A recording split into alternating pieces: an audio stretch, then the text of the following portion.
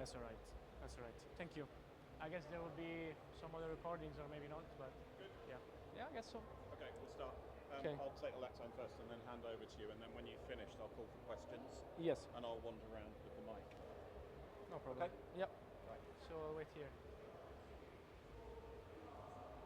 Welcome everyone. Just to confirm for reasons of any doubt, we're in room C. This is the last presentation before lunch. If you don't know already, lunch is down there on the left-hand side as you leave the room. So, artificial intelligence. I'm sure you've seen a lot of reports about AI, particularly in the media, and it's usually negative and about how it's going to destroy us. This time, though, we're going to look at how it can be used positively. Giovanni Mule from Formulae Media, did I get that right this time? Yes, that's right. Thank you very much. We'll be talking about exploring AI generative design applications. So I'm going to hand over to Giovanni. When he's finished, there'll be an opportunity to ask any questions that you might wish or make any comments that you have as well. So, Giovanni, over to you. Thank you. Thank you for the intro, and thanks everybody in the room.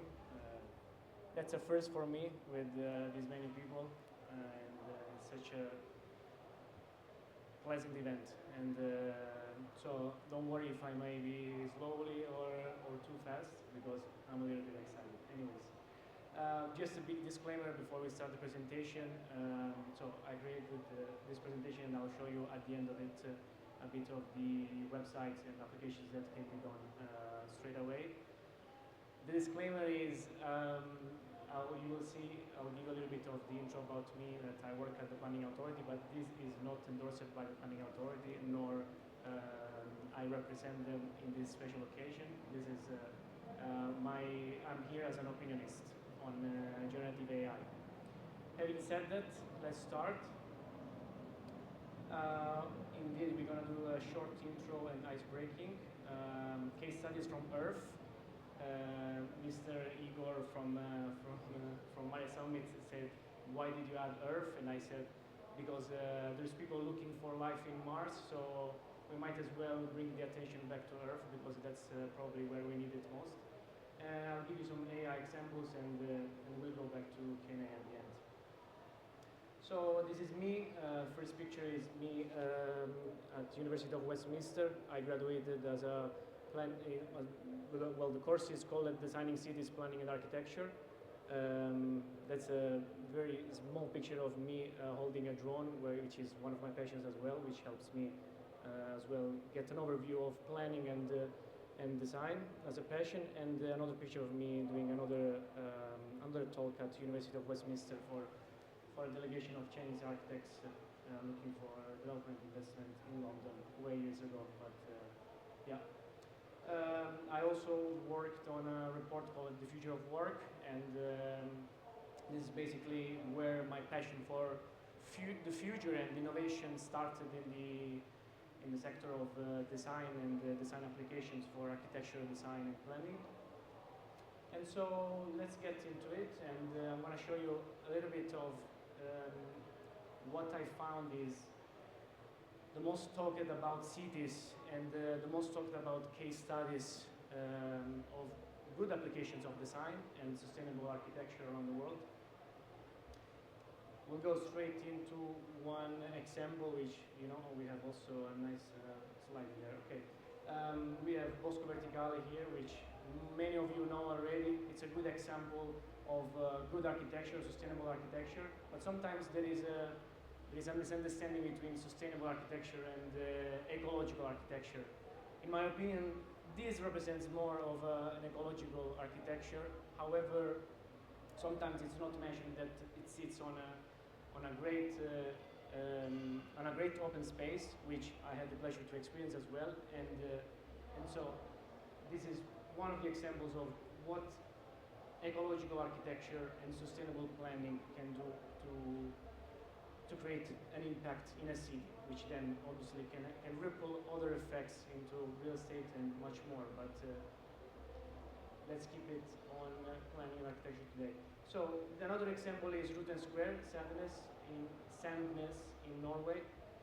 This is one of the case studies that I brought at at my university during the research report. And basically, it's a great example of how open spaces can be used and reused. So this is a design that basically brought to the public the capacity to use the space, use a public space, an open space, multiple times for different types of venues, of events, and in different times of the year as well. Because you have access to, the public has access to this venue during the summer with water and water fountains to refresh, and in the winter instead it turns into an ice skate rink. So this is another example of what can be done on an open space, public spaces. One big case study that I think was worth mentioning today was Curitiba in Brazil, which was the case of a mayor that actually is an architect and planner that completely transformed the city and made it, I would say, a big example around the world of how a city can transform with their bus rapid transport system, which basically allows the citizens to move from underground to bus station in literally seconds. And as well, obviously, a lot of walking space, which we all know that it's preferred against cars when we want to enjoy a walk in the city and more. And as well as urban agriculture and use of land that promotes sustainable agriculture and local food production. Now, I wanted to move a little bit further toward technology, and why I did not talk about technology in this case is because I wanted to bring it there as to show you a little bit of the evolution of how things are moving toward. And so this is the case of the 15-minute cities in Oxford, which they've been promoted by the UN agenda for sustainability, and there has been a lot of criticism for that, and obviously there is pros and cons, and today I wanted to bring you the cases for it. And so there has been a discussion about smart cities and the potential that they have to transform our lives forever, because that's where we spend pretty much 100% of our time. And so I'll go through some of those, and feel free to take a mental note and ask me some questions later. The 15-minute cities basically promote the capacity of citizens to find all of their needs, local shops and schools, hospitals, and everything that you would need in a city that maybe you would need to travel to in 15 minutes. The problem was with Oxford that this caused, there was a bit of concern from the citizens of Oxford, because there was a plan as well to installing cameras and making smart mobility, making it look like smart mobility and traffic congestion avoidance, but in reality giving the capacity to whoever manages those cameras to decide whether you are allowed to go out of these 15-minute cities or not. Now, this might sound very daunting, but it did not go through, and because there was massive criticism to this. And so this is one of the cases where smart cities can be argued to be good and bad based on how they are applied. Another example of a smart city that actually failed is Sidewalks Labs in Toronto, Canada. This was a major project by Google that they decided that they wanted to regenerate a whole harbor in Toronto, and obviously they had big plans to create smart buildings, to create economic opportunities and improve sustainability in place. But in reality, the scope was to have their own employees live in these areas, and as well tracking data and purchasing decisions based inside that area. Because obviously, if we talk about smart cities, we're talking about a lot of sensors, we're talking about IoT, and the capacity for big companies to get our data and not necessarily use it in the best way possible. So this is another example. Then we have Santander City, speaking of IoT and sensors, which basically was named as the sensor city. They implemented very good opportunities for the citizens, having a real-time smart parking system that basically tells you from an app where you can go and park, so you can avoid shouting at people next to you by the car while you're driving somewhere, and the environmental sensors that help create more sustainable placemaking inside the cities. But obviously, it brings some cons with the Smart Cities initiative, which was an inadequate citizen engagement and community participation, which actually was against the Smart City integration, and limited scalability, which lowered the impact on a larger scale.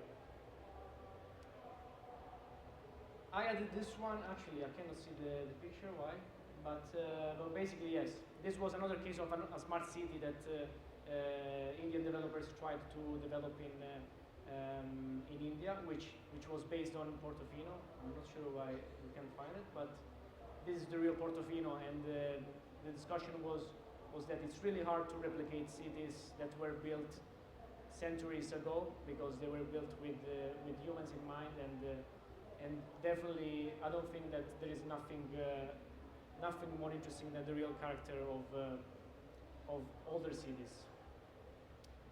So, where are we going with AI and applications for city making and planning and architecture?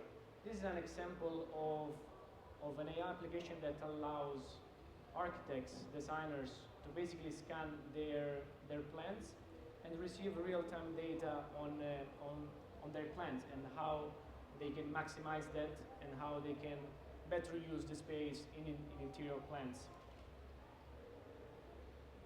This is another case for placemaking and city mapping, which is basically a company that created this 3D model of London and added real-time data inside the 3D model, which can be called as a digital twin of the city almost. And by digital twin, we mean exactly monitoring the city and the built environment with 3D visualizations plus data that gives value to the visualization of the city. So an application of this, just to give you some context, is knowing which areas are the most polluted and maybe the ones that have more traffic. So you could avoid traffic congestions, or maybe living in some areas where the air pollution is too high. It does serve as well for developers who want to choose some areas to develop at. Here there was something else. Okay. Now I want to show you one tool that, speaking of generative AI, I think you will be really interested in seeing, and if you'd like, feel free to recommend as well some prompts.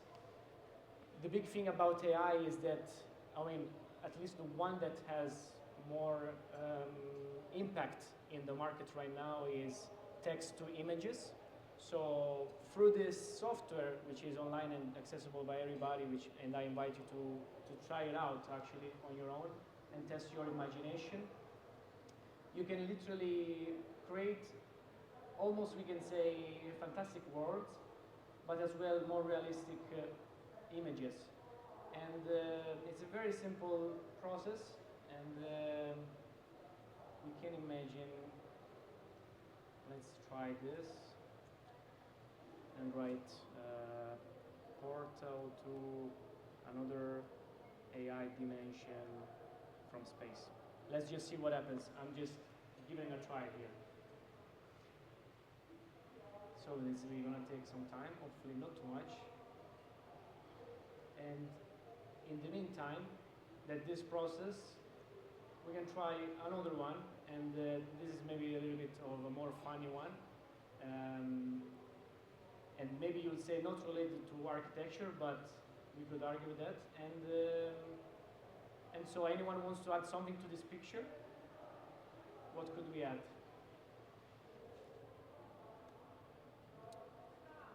with the Christmas hat. Someone said a mustache. Yeah, that's a good idea. Oh, I'm offline. Ah, that's why. Okay, let's connect. I have something else for you. We have technical issues. No, we are online. Let's try the mustache.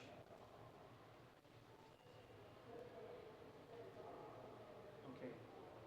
In the meantime, here is still processing. Very well.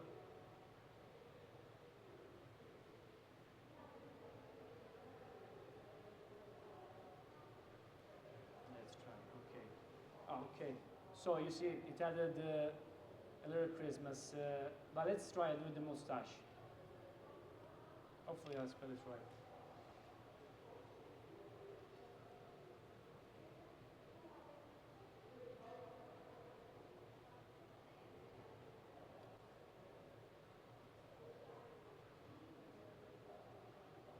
Okay, let's try again. With brown mustache. So this is actually one way to test and create images from text. It's starting with a prompt, which is basically this text that I just inputted.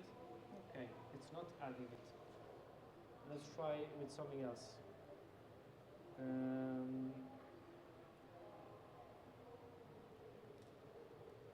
With fake mustache. Let's try like this. We need to add a mustache to this dog right now. In the meantime, I think, yes, we have visualization here. Now, this usually would take probably, I don't know, 20 hours to a designer to create, but we basically did in less than a few minutes. And I'm gonna try something else just to give you a context. And recommendations are welcome as well. Let's try an utopian city by the sea with smart buildings. Let's see what happens.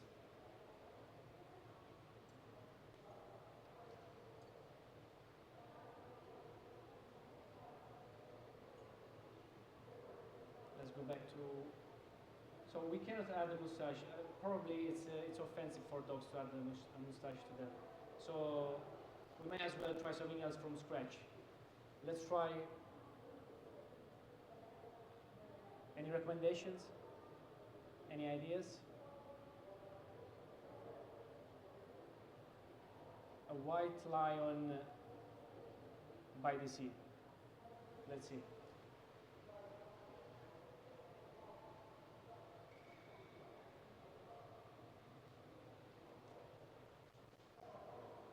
There you go. And again, this would probably take a designer. We don't know how many hours, but now it can be done in a second, and obviously styles can be changed, and the applications are numerous, and the limits are basically just the imagination. Let's add some more details.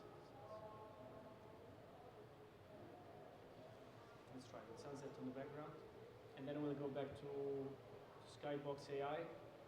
See what our utopian city looks like. There we go. I think that's a great example. Yes, yes, yes. It is a free tool. Now, this is an example of what this generative AI created. With the prompt, an utopian city by the sea with smart building, based on that little drawing that I made here, literally just few lines.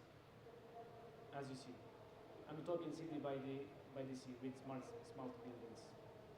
So again, this would take hours and hours of 3D design, but it can be done in literally seconds. So I've seen few people maybe urging to ask questions and some leaving. So I guess I'll stop it here. Not sure how long that took, but thank you very much. Okay, questions, far away. Put your hands up. Make yourself known to me. Any questions or any comments? It would Okay. appear not. They were paying off. Probably it was shocking for many of them Absolutely. because they didn't know. Yeah. Yeah. All right. Yes, there is a question. There is a question at the back. Just a brief question. Yeah. First of all, thank you for your presentation. It's very interesting. Thank you. Besides the Skyblock site, what was the other site you used for That's basically Adobe Firefly, but there are several text-to-image softwares and online websites. So basically, if you just write text-to-image website or stable diffusion, that's another term that you could find. What was the term? Sorry, I didn't catch it. Text-to-image, stable diffusion. Stable diffusion. Yeah. The technology is basically called stable diffusion. Yes. Thank you. Welcome. Any more questions? No. Okay. Giovanni, can I say thank you very much? Thank you very Excellent much for presentation. Thank you. Okay, so it is time for lunch now. You'll remember I gave you the directions earlier if you weren't here yesterday. Can I just give a plug before you go for this afternoon? We have 2 sessions at 3 o'clock. It's only half an hour, and it's about self-care, looking after yourself and meditation. So half an hour, 3 o'clock, be in this room. Enjoy lunch. Thank you.